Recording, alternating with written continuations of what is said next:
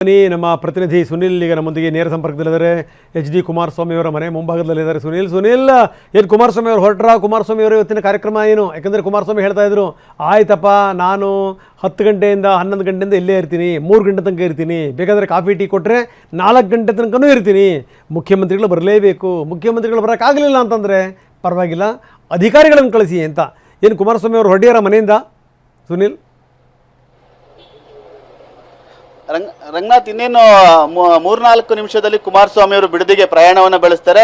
ಈ ಒಂದು ನಿಟ್ಟಿನಲ್ಲಿ ಎಲ್ಲಾ ರೀತಿಯ ಸಿದ್ಧತೆಗಳು ಕೂಡ ಆಗಿದೆ. ಬಿಡದಿ ಟೌನ್ಶಿಪ್ ವಿವಾದ ಈಗಾಗಲೇ ರೈತರ ಹೋರಾಟವಾಗಿ ಉಳಿದಿಲ್ಲ, ಬದಲಾಗಿ ಕೇಂದ್ರ ಸಚಿವ ಕುಮಾರಸ್ವಾಮಿ ಮತ್ತು DK ಶಿವಕುಮಾರ್ ನಡುವಿನ ಒಂದು ಪ್ರತಿಷ್ಠೆ ಕಾಳಗವಾಗಿ ಮಾರ್ಪಟ್ಟಿದೆ. ಈ ಒಂದು ಹಿನ್ನೆಲೆಯಲ್ಲಿ ಇನ್ನೇನು ಕೆಲವೇ ಹೊತ್ತಿನಲ್ಲಿ ಕುಮಾರಸ್ವಾಮಿ ಅವರು ಬಿಡದಿಗೆ ಹೋಗ್ತಾರೆ. ಬಿಡದಿಯ ಬೈರ್ಮಂಗಲದಲ್ಲಿ ಈಗಾಗಲೇ ಎಲ್ಲಾ ರೀತಿಯ ಸಿದ್ಧತೆಗಳು ಕೂಡ ಆಗಿದೆ. 27ನೇ ತಾರೀಕು ನಾನು ಬೈರ್ಮಂಗಲಕ್ಕೆ ಬರ್ತೀನಿ, ನೀವು ಅಲ್ಲಿಗೆ ಬನ್ನಿ ಅಂತೇಳಿ ಕುಮಾರಸ್ವಾಮಿ ಅವರು DK ಶಿವಕುಮಾರ್ ಅವರಿಗೆ ಆಹ್ವಾನವನ್ನು ಕೊಟ್ಟಿದ್ರು. ಆ ಒಂದು ಹಿನ್ನೆಲೆಯಲ್ಲಿ ಈಗಾಗಲೇ ಕುಮಾರಸ್ವಾಮಿ ಅವರು ಬಿಡದಿಗೆ ಹೋಗ್ತಾರೆ. ಬೈರ್ಮಂಗಲದಲ್ಲಿ ಸಭೆಯನ್ನು ಕೂಡ ನಡೆಸ್ತಾರೆ. ಬೆಳಗ್ಗೆ 11 ಗಂಟೆಯಿಂದ ಮಧ್ಯಾಹ್ನ ಸಂಜೆ 4 ಗಂಟೆವರೆಗೆ ಬಿಡದಿ ಮತ್ತೆ ಬೈರ್ಮಂಗಲದಲ್ಲಿ ಕುಮಾರಸ್ವಾಮಿ ವಾಸ್ತವ್ಯವನ್ನು ಹೂಡ್ತಾರೆ. ಅಲ್ಲಿಗಾಗಲೇ ವೇದಿಕೆಯನ್ನು ಸಿದ್ಧ ಮಾಡಿಕೊಳ್ಳಲಾಗಿದೆ. ಅಲ್ಲಿ ಪ್ರಮುಖವಾಗಿ ಮುಖ್ಯಮಂತ್ರಿಗಳಿಗೆ ಆಹ್ವಾನವನ್ನು ನೀಡಿದ್ದಾರೆ, ಮತ್ತೆ ಸ್ಥಳೀಯ ಶಾಸಕರಿಗೂ ಕೂಡ ಆಹ್ವಾನ ನೀಡಿದ್ದಾರೆ. ವೇದಿಕೆ ಮೇಲೆ ಮುಖ್ಯಮಂತ್ರಿಗಳು ಮತ್ತೆ ಸ್ಥಳೀಯ ಶಾಸಕರಿಗೆ ಪ್ರತ್ಯೇಕವಾದ ಆಸನದ ವ್ಯವಸ್ಥೆಯನ್ನು ಕೂಡ ಮಾಡಲಾಗುತ್ತೆ ಅನ್ನೋ ಮಾಹಿತಿ ಕೂಡ ಲಭ್ಯವಾಗಿದೆ. ಈ ಮೂಲಕ ಬಾಧಿತ ಸ್ಥಳದಲ್ಲೇ ಒಂದು ತಾರ್ಕಿಕ ಅಂತ್ಯಕ್ಕೆ ಹೋರಾಟವನ್ನು ತೆಗೆದುಕೊಂಡು ಹೋಗಬೇಕು ಅಂತೇಳಿ ಕುಮಾರಸ್ವಾಮಿ ಅವರು ಎಲ್ಲಾ ರೀತಿಯ ಲೆಕ್ಕಾಚಾರ ಮಾಡದಂತೆ ಕಂಡು ಬರುತ್ತೆ. ಆ ಒಂದು ನಿಟ್ಟಿನಲ್ಲಿ ಸಕಲ ಸಿದ್ಧತೆಗಳು ಕೂಡ ಒಂದ್ ಕಡೆ ಆದ್ರೆ ನೀನು ಕೆಲವೇ ಹೊತ್ತಿನಲ್ಲಿ ಕುಮಾರಸ್ವಾಮಿ ಅವರು ಕೂಡ ಹೋಗ್ತಾರೆ. ಈಗಷ್ಟೇ ಕುಮಾರಸ್ವಾಮಿ ಅವರು ಮನೆಯಿಂದ ಹೊರಗಡೆ ಕೂಡ ಬರ್ತಾರೆ. ಅವರನ್ನ ಮಾತಾಡಿಸುವಂತ ಪ್ರಯತ್ನವನ್ನು ಕೂಡ ನಾನು ಮಾಡ್ತಾ ಹೋಗ್ತೀನಿ. ಯಾಕಂದ್ರೆ ಕುಮಾರಸ್ವಾಮಿ ಅವರು ಇನ್ನೇನು ಕೆಲವೇ ಹೊತ್ತಿನಲ್ಲಿ ಬಿಡದಿಗೆ ಹೋಗ್ತಾರೆ. ಆ ಒಂದು ಹಿನ್ನೆಲೆಯಲ್ಲಿ ಎಲ್ಲಾ ರೀತಿಯಾದ ಸಿದ್ಧತೆಗಳು ಕೂಡ ಆಗಿದೆ. ಕುಮಾರಸ್ವಾಮಿ ಅವ್ರನ್ನ ಮಾತಾಡಿಸುವಂತ ಪ್ರಯತ್ನವನ್ನು ಕೂಡ ನಾನು ಮಾಡ್ತೀನಿ. ಯಾಕಂದ್ರೆ ಈ ಒಂದು ಹೋರಾಟವನ್ನ ತಾರ್ಕಿಕ ಅಂತ್ಯಕ್ಕೆ ತೆಗೆದುಕೊಂಡು ಹೋಗಬೇಕು ಅಂತೇಳಿ JDS ಮುಖ್ಯವಾಗಿ ಸಿದ್ಧತೆಯನ್ನು ಕೂಡ ಮಾಡಿಕೊಂಡಿದೆ. ಆ ಒಂದು ಹಿನ್ನೆಲೆಯಲ್ಲಿ ಸಕಲ ಸಿದ್ಧತೆಗಳು ಕೂಡ ಜೋರಾಗಿದೆ. ಈ ನಿಟ್ಟಿನಲ್ಲಿ ಕುಮಾರಸ್ವಾಮಿ ಅವರು ಕೂಡ ಬಿಡದಿಗೆ ಹೋಗ್ತಾ ಇದ್ದಾರೆ. ಅವ್ರನ್ನ ಮಾತಾಡಿಸುವಂತ ಪ್ರಯತ್ನವನ್ನು ಕೂಡ ನಾನು ಮಾಡ್ತೀನಿ. ಈಗಾಗಲೇ ಕುಮಾರಸ್ವಾಮಿ ನೇರವಾಗಿ ಮಾತಾಡ್ ಸರಿ, ಬಿಡದಿಗೆ ಹೊರಟಿದ್ರಿ, ಎಷ್ಟೊತ್ತಿಗೆ ಹೋಗ್ತೀರಿ? ಈಗ ಎಲ್ಲ ಹೊರಟಿದ್ರೆ ಜನತಾ ದರ್ಶನ ಮುಗಿಸಿ ಎಲ್ಲ ಈ ಬಡವ್ರ ಕಷ್ಟ ಸುಖ ಕೇಳಿ ಹೋಗ್ತಾ ಇದ್ದೀನಿ, ಹೊರಡ್ತಾ ಇದ್ದೀನಿ. ಸರ್, ಈಗ ಎಷ್ಟು ಗಂಟೆಯಿಂದ ಎಷ್ಟು ಗಂಟೆವರೆಗೆ ಬೈರಮಂಗಲದಲ್ಲಿ ಇರ್ತೀರಿ? ಪರಿಸ್ಥಿತಿ ನೋಡೋಣ. ಈಗ ಅಲ್ಲಿ 2 ದಿನದಿಂದ ಪ್ರಾರಂಭ ಆಗಿದೆ. 450 ದಿವಸದಿಂದ ಮೇಲೆ ನಿರಂತರವಾಗಿ ಒಂದು ಪ್ರತಿಭಟನೆ ಮಾಡಿರ್ತಕ್ಕಂಥ ರೈತರು ನಾವು ಭೂಮಿ ಕೊಡಲ್ಲ ಅಂತೇಳಿ ಅದೊಂದು ಭಾಗ ಇದ್ದಾರೆ. ಈ 2 ದಿವಸದಿಂದ ನಮಗೆ ಹಣ ಸಿಗ್ತದೆ, ಇದರಿಂದ ನಾವು ಭೂಮಿ ಕೊಡ್ಲಿಕ್ಕೆ ತಯಾರಾಗಿದ್ದೀವಿ ಅಂತ ಇನ್ನೊಂದು ಟೀಮ್ ರೆಡಿಯಾಗಿದೆ. ಕುಮಾರಸ್ವಾಮಿ ಅವರು ಇದ್ದ ಪ್ರತಿಭಟನೆ ಅಂತ ಹೇಳಿ ಈಗ 2 ದಿವಸದಿಂದ ಬಿರಿಯಾನಿ ಊಟಗಳು ಅಲ್ಲಿಂದ ಗುಂಡ್ರು ಎಲ್ಲ ಸಪ್ಲೈ ಮಾಡಿ ಅಲ್ಲೇನು ನಡೆಸ್ತಾ ಇದ್ದಾರೆ. ಆ ಟಿ ವಿಗಳ ಮುಂದೆ ಹೇಳಿರ್ತಕ್ಕಂಥವ್ರ ಮುಖ ನನಗೇನು ಯಾವುದೋ ಹೊಸಬರಲ್ಲ. ಅವರು 40 ವರ್ಷದಿಂದ ನೋಡಿದ್ದೀನಿ. ನನಗೂ ಬಿಡದಿ ಭಾಗಕ್ಕೂ ಸಂಬಂಧ 40 ವರ್ಷದ ಸಂಬಂಧ ಇದೆ. ಇವತ್ತೇ ನಾನು ಹೊಸದಾಗಿ ರೈತರ ಪರ ಹೋಗ್ತಿರೋದಲ್ಲ. ಆ ಭಾಗದಲ್ಲಿ ನಾನು 40 ವರ್ಷದ ಹಿಂದೆ ಭೂಮಿ ಖರೀದಿ ಮಾಡಿ ರೈತನಾಗಿದ್ದೀನಿ. ಅಲ್ಲೇನು ಯಾವುದೋ ರಿಯಲ್ ಎಸ್ಟೇಟ್ ಬಿಸ್ನೆಸ್ ಮಾಡಲಿಲ್ಲ ನಾನು ಆ ಜಮೀನಲ್ಲಿ.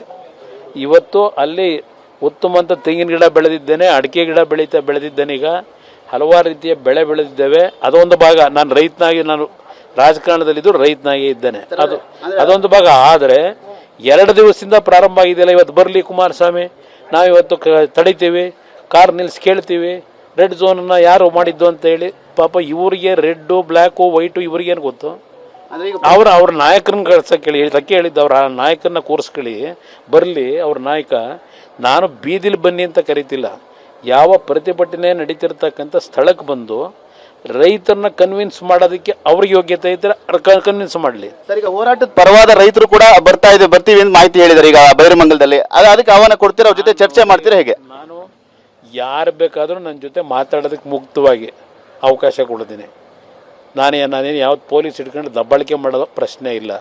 ಆದರೆ ಅವ್ರು ಯಾರು ಈಗ 2 ದಿವಸದಿಂದ ನಾವು ಭೂಮಿ ಮಾರಾಟ ಮಾಡಬೇಕು, ನಾವು ಭೂಮಿ ಕೊಡೋಕ್ಕೆ ತಯಾರಾಗಿದ್ದೀವಿ ಅಂತ ಹೇಳ್ತಾ ಇದ್ದಾರೆ. ಅವರು ನನ್ನ ಹತ್ರ ಗೌರವಯುತವಾಗಿ ಇವತ್ತು ಚರ್ಚೆ ಮಾಡಿದ್ರೆ ಚರ್ಚೆ ಅವ್ರ ಜೊತೆನೂ ಮಾಡ್ತೀನಿ. ನನಗೇನಿಲ್ಲಿ ಭೂಮಿ ಇದು ಕೊಡಿ ಅಂತ ಆಗಲಿ ಕೊಡಬೇಡಿ ಅಂತ ಆಗಲಿ ನಾನೆಲ್ಲ ರೈಸ್ ಮಾಡಿರೋದು. ಇದೇ ಕಾಂಗ್ರೆಸ್ನವರು 2006-7 ಭಾಷಣ ಮಾಡೋರಲ್ಲಪ್ಪ, ಇದೆಲ್ಲಿ ಕೊಡಪ್ಪ, ಇಲ್ಲಿ ಇದೇನೋ ಗ್ರೀನ್ ಶೀಟ್ ಇದೆ ಅದಂತ ಎಲ್ರಿ? ನಾನು ಹೇಳೋದಲ್ಲ,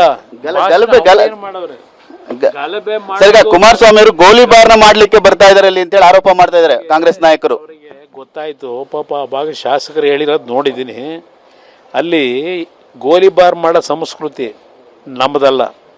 ನಾನು 2 ಬಾರಿ ರಾಜ್ಯದ ಮುಖ್ಯಮಂತ್ರಿ ಆಗಿ ಯಾವುದೇ ರೀತಿಯ ಗೋಲಿಬಾರ್ ಆಗಲಿ, ರೈತರ ಮೇಲೆ ಲಾಠಿ ಚಾರ್ಜ್ ಮಾಡಿಸೋದಾಗಲಿ ಪೊಲೀಸ್ನವ್ರು ಇಟ್ಕೊಂಡು ಮಾಡಿಲ್ಲ. 2 ಬಾರಿ ಮುಖ್ಯಮಂತ್ರಿ ಇದ್ದಾಗಲೂ ಸುಗಮವಾಗಿ ಶಾಂತಿಯುತವಾದ ಆಡಳಿತ ಕೊಟ್ಟಿದ್ದೇನೆ. ಅದೇ ಈಗಿನ ಮುಖ್ಯಮಂತ್ರಿ ಇದ್ದಾರಲ್ಲ, ಯಾವ ಚನ್ನಪಟ್ಟಣದಲ್ಲಿ ವಿಟ್ನೆನಹಳ್ಳಿನಲ್ಲಿ 2 ಗೋಲಿಬಾರ್ ಆಯಿತು. ನೀರ ಕಟ್ತಾ ಇದ್ದಂಥ ರೈತರ ಹೊಲಕ್ಕೆ ಪೊಲೀಸ್ನ ನುಗ್ಗಿಸಿ ಬೆಳಗಿನ ಜಾವ 4 ಗಂಟೆಲಿ ಗೋಲಿ ಮಾಡಿ ಇಬ್ಬರನ್ನ ಸಾಯಿಸಿದ್ರು ರೈತರನ್ನ. ಅವತ್ತು ರೈತರ ಪರವಾಗಿ ಧ್ವನಿ ಎತ್ತಿದ್ದೆ. ಅದೇ ರೀತಿಯಲ್ಲಿ ಅಂಬರೀಷ್ ಅವ್ರನ್ನ ಚುನಾವಣೆ ನಿಲ್ಲಿಸಿದ್ದಾಗ ರಾಮನಗರದಲ್ಲಿ ಉಪಚುನಾವಣೆಗೆ ಆ ವೆಳ್ಳಿಯಪ್ಪ ಟೆಕ್ಸ್ಟೈಲು ಒಂದು 10 ಬಾರಿ ಈ ಧರಣಿ ಮಾಡ್ಕೊಂಡು ಇವರೆಲ್ಲ ಈ ಲೂಟರ್ಸ್ ಇದಾರಲ್ಲ, ಅದೇ ಈಗ ಬಂದವರಲ್ಲ, ಈಗ ಇವರ ನೇತೃತ್ವದಲ್ಲೇ ಅವನು ಯಾರೋ ನೆನ್ನೆ ಟಿ ವಿಗೆ ತೋರಿಸ್ತಾ ಇದ್ರು, ಅದೆಂಥದ್ದು ಮಿನಿ ಬ್ಯಾಟೆ ಅಂತ ಹೆಸರು, ಮಿನಿ ಬ್ಯಾಟೆ. ಅವರು ಯಾವ ರೀತಿಯಲ್ಲಿ ಅವತ್ತಿನ ಒಬ್ಬ ಕಾಂಗ್ರೆಸ್ ಅಭ್ಯರ್ಥಿ ಇದ್ರಲ್ಲ, ಅವರೆಲ್ಲ ಸೇರಿ ವೆಳ್ಳಿಯಪ್ಪ ಟೆಕ್ಸ್ಟೈಲ್ ಮುಂದೆ ಇದು ಆ ಬೆಂಗಳೂರು ಮೈಸೂರು ರಸ್ತೆ ಪ್ರಯಾಣ ಮಾಡ್ತಿದ್ದಂಥ ವೆಹಿಕಲ್ಗಳನ್ನ ನಿಲ್ಲಿಸಿ ಸಿಮೆಣ್ಣೆ ತಗೊಂಡು ಸುರಿದು ಬಸ್ಗಳಿಗೆ ಬೆಂಕಿ ಇಡಕ್ಕೆ ಹೋದಾಗ ಗೋಲಿಬಾರ್ ಆಗಿ ಅವತ್ತೊಂದಿಬ್ಬರು ಸತ್ರು. ಗೋಲಿಬಾರ್ ಸಂಸ್ಕೃತಿ ಈಗಿನ ಮುಖ್ಯಮಂತ್ರಿಗಳ ಸಂಸ್ಕೃತಿ, ಅದು ನಮ್ಮ ಸಂಸ್ಕೃತಿ. ಗಾಂಧೀಜಿ ಹೇಳ್ಕೊಟ್ಟಿರ್ತಕ್ಕಂಥ ಶಾಂತಿಯುತವಾದಂಥ ಹೋರಾಟ. ಸರ್, ಮುಖ್ಯಮಂತ್ರಿಗಳಿಗೆ ಬರ್ತಾರೆ ಅನ್ನೋ ನಿರೀಕ್ಷೆ ಇದೆಯಾ? ಅಲ್ಲಿ ಅವರಿಗೂ ಕೂಡ ವೇದಿಕೆಯಲ್ಲಿ ಆಸನ ವ್ಯವಸ್ಥೆ ಮಾಡಲಾಗಿದೆ ಮಾಹಿತಿ. ಮುಖ್ಯಮಂತ್ರಿಗಳು ತೋರ್ಗಾಣಿಕೆಗೆ ಪತ್ರ ಬರೆದ್ರು. ಇವತ್ತು ಅಲ್ಲಿ ಬನ್ನಿ ಅಂತಾರೆ, ಬರಬೇಕಾ? ಆ ಒಂದು 450 ದಿನಗಳಿಂದ ಧರಣಿ ಏನು ಮಾಡ್ತಾ ಇದ್ದಾರೆ, ಮೊದಲು ಅವ್ರಿಗೆ ಆಹ್ವಾನ ಕೊಡಿ, ನನಗಲ್ಲ. ಯಾರೋ 450 ದಿನಗಳಿಂದ ಸಾವಿರಾರು ರೈತರುಗಳು ಇವತ್ತು ಇಲ್ಲಿವರೆಗೆ ಎಷ್ಟು ಜನ ಕೊಟ್ಟವ್ರೆ ಭೂಮಿ ಕೊಡ್ತೀವಿ ಅಂತ ಹೇಳಿ? ಎಷ್ಟು ಜನಕ್ಕೆ ಚೆಕ್ ಕೊಟ್ಟಿದ್ದೀರಿ? ಅಲ್ಲಿ ಯಾತಕ್ಕೆ ಅವ್ರು ಕೂತಿದ್ದಾರೆ ಅಲ್ಲಿ ಆ ಜನ? ಅವ್ರು ಹೋಲಿ, ನನ್ನನ್ನು ಕರೆಸ್ಬೇಡಪ್ಪ, ನನ್ನ ಕರೆಸೇನು ಚರ್ಚೆ ಮಾಡೋದು ಬೇಡ. ಆ ಭೂಮಿ ಕೊಡಲ್ಲ ಅಂತವ್ರಲ್ಲ, ಆ ರೈತರನ್ನ ಕರೆಸ್ಕೊಂಡು ಅವ್ರನ್ನಾದರೂ ಕೂರಿಸ್ಕೊಂಡು ಚರ್ಚೆ ಮಾಡ್ಕೊಳ್ಳಿ. ನಾನು ಹಿಡ್ಕೊಂಡಿದ್ದೀನಿ ಕರಿಬೇಡಿ ಅವ್ರನ್ನ ಅಂತೇಳಿ. ನನಗೆ ಬೇಕಾಗಿರೋದು ಅವರ ತೀರ್ಮಾನ. ರೈತರು ಮೆಜಾರಿಟಿ ರೈತರು ಏನಿದ್ದಾರೆ ಭೂಮಿ ಕೊಡಲ್ಲ ಅಂತೇಳಿ ಅವರ ಬದುಕಿನ ಬಗ್ಗೆ ಅವರೇನು ಚರ್ಚೆ ಮಾಡ್ತಾ ಇದ್ದಾರೆ, ಅದು ಸರಿಯಾಗಬೇಕು ಅನ್ನೋದ್ರ ಮುಖ್ಯಮಂತ್ರಿಗಳು ಅವ್ರನ್ನ ಕರಿಬೇಕು, ನನ್ನಲ್ಲ. ಸರ್, ಈಗ 2 ದಿನದಿಂದ ಹೋರಾಟ ಮಾಡ್ತಿರೋ ರೈತರಾದರೆ ಅಸಲಿ ರೈತರಲ್ವಾ? ಹಾಗಾದ್ರೆ ನೀವು ಹೇಳೋ ಪ್ರಕಾರ ಅವರು ಯಾರೂ ಅಸಲಿ ರೈತರಲ್ಲ. ಅದರಲ್ಲೊಂದು 4-5 ಜನ ಇರ್ಬೋದು, ನಂತರ ಅವರು ಭೂಮಿ ಇಟ್ಕೊಂಡಿರ್ಬೋದು. ಅವರೆಲ್ಲ ಕಾಂಗ್ರೆಸ್ನ ಕಾರ್ಯಕರ್ತರು. ಇಲ್ಲಿ ಮುಖ್ಯಮಂತ್ರಿಗಳಿಗೆ ಯಾವ ನೈತಿಕತೆ ಇಟ್ಕೊಳ್ಳದೆ ಈಗ 2 ದಿವಸ ಯಾಕೆ ಇಲ್ಲಿವರೆಗೆ ಯಾತಕ್ಕೆ ಧರಣಿ ಮಾಡಲಿಲ್ಲ ಅವರು? ಇಲ್ಲಿವರೆಗೆ ಯಾತಕ್ಕೆ ಅಲ್ಲಿ ಧರಣಿ ಮಾಡ್ಕೊಂಡು ಕೂತಾರಲ್ಲ ಭೂಮಿ ಕೊಡಲ್ಲ ಅಂತೇಳಿ? ನನಗೆ ಕೇಳೋದಲ್ಲ, ಅವ್ರ ಹತ್ರ ಹೋಗಿ ಚರ್ಚೆ ಮಾಡಬೇಕಾಗಿತ್ತಲ್ವ ಆ ರೈತರು. ಈಗೇನು ಹೊರಟವ್ರು ನೆನ್ನೆ ಮೊನ್ನೆಯಿಂದ 450 ದಿವಸ ಅಲ್ಲಿ ಕೂತಿರ್ತಕ್ಕಂಥ ಹೆಣ್ಮಕ್ಳು, ಅವ್ರ ಹತ್ರಕ್ಕೆ ಹೋಗಿ ಚರ್ಚೆ ಮಾಡಿ ಸಾಲ್ವ್ ಮಾಡ್ಕೋಬೇಕಾಗಿತ್ತಲ್ವ? ಇಲ್ಲಿ ನಾನು ಪ್ರಶ್ನೆ, ಈಗಿನ 2 ದಿವಸದಿಂದ ಹೊರಟವರಲ್ಲ, ನಾವು ರೈತರು, ನಾವು ಭೂಮಿ ಕೊಡಬೇಕು ಅಂತೇಳಿ ಕೊಡಿ. ನೀವು ಹಿಡ್ಕೊಂಡಿರೋದು ಯಾರು? ಕೊಡಬೇಡಿ ಅಂತ ಹೇಳ್ತಾ ಇದ್ದೀನಿ.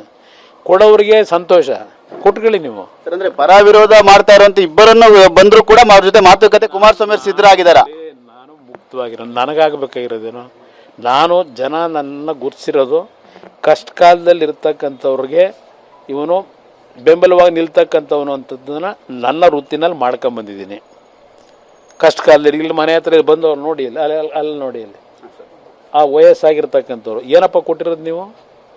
ಸರ್ಕಾರದಲ್ಲಿ ಗ್ಯಾರಂಟಿ ಇಲ್ಲಿ ಬಂದು ನೋಡಿದ್ರೆ ಗ್ಯಾರಂಟಿಗಳು ಗೊತ್ತಾಯ್ತು. ಇಲ್ಲಿ ಕೂತವ್ರು ನೋಡಿ, ಇಲ್ಲಿ. ಸರ್, ಈಗ ತಾರ್ಕಿಕ ಹಂತಕ್ಕೆ ತಗೊಂಡು ಹೋಗ್ತೀರಿ ಹೋರಾಟ? ತಾರ್ಕಿಕ ಹಂತಕ್ಕೆ ತಗೊಂಡು ಹೋಗ್ತಾರೆ ಹೋರಾಟನ? ಅಂತಿಮವಾಗಿ ನ್ಯಾಯಾಲಯಕ್ಕೆ ಹೋಗಬೇಕು. ಬೀದಿನಲ್ಲೇನಾಗೋದಿಲ್ಲ ಗೊತ್ತಿದೆ ನನಗೆ. ನ್ಯಾಯಾಲಯದಲ್ಲಿ ಡಾಕ್ಯುಮೆಂಟ್ ಏನಿದೆ ಅದ್ರ ಪ್ರಕಾರ ಹೋಗಬೇಕು, ಹೋಗೋಣ.